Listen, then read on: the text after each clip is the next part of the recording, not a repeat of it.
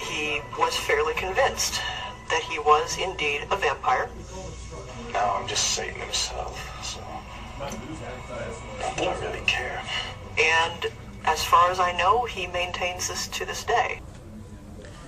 I'm Clyde Lewis, and this is Ground Zero Behind the Scenes. Tonight, a very serious subject about a very serious issue, and that is vampirism in the United States. Now, I know it sounds bizarre that we're talking about vampirism, that perhaps people say that vampires are a myth, but lately there have been a lot of people in the news that have been reportedly attacking others and saying that they're vampires. Tonight, I'm going to be speaking with Stewart Swerdlow about this because he believes that a lot of this is mind control and triggering that is going on with the populace, with people who somehow are triggered into thinking they're vampires or triggered into thinking that they are the undead or whatever you want to call it. I know it sounds bizarre, but we're living in weird times right now. I'd like to show you exactly how interesting this is because it seems that a lot of people say, well, they're probably just goth kids, they're a little lost. Take a look at these two. These two people actually were, I think it was in Florida, they were actually drinking the blood of an old man, and the old man would give them a place to live. They were homeless. They needed a place to live, so in exchange for shelter, they would suck this guy's blood, which was amazing. And notice that none of these people that we see here look anything like goths or the subculture, vampire subculture. Here's another guy. This guy was, I believe, in Texas. He attacked a woman in her home and said that he was a vampire, trying to suck her blood. She was bloodied, and it was really a horrible story how he attacked her. It happened in the middle of the night. It was an older woman who she attacked. A woman attacked an older man in a wheelchair at a Hooters, actually.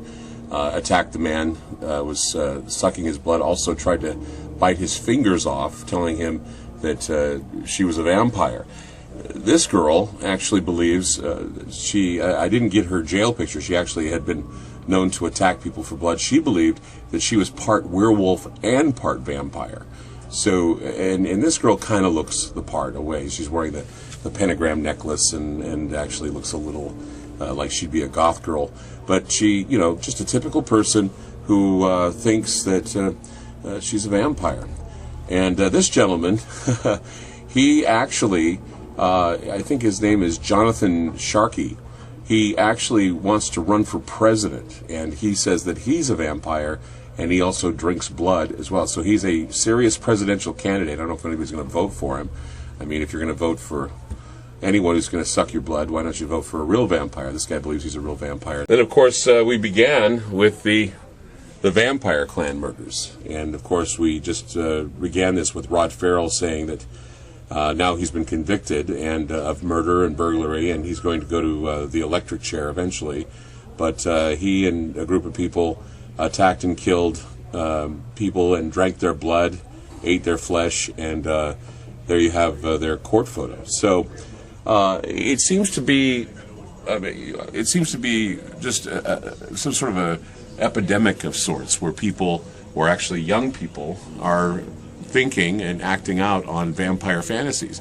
These aren't the kids that show up at the Goodwill to get Elizabethan clothing and show up at goth parties. These are regular teens or regular kids or regular young people who actually somehow believe they're vampires, and they do drink blood and they do participate in the ritualism that is involved with vampirism. So coming up tonight on Ground Zero, Stewart Swerdlow will be here to talk about the vampire triggers, and we'll be going in detail as to why he thinks these people are becoming or actually believing they're vampires. Tonight on Ground Zero. We'll see you then.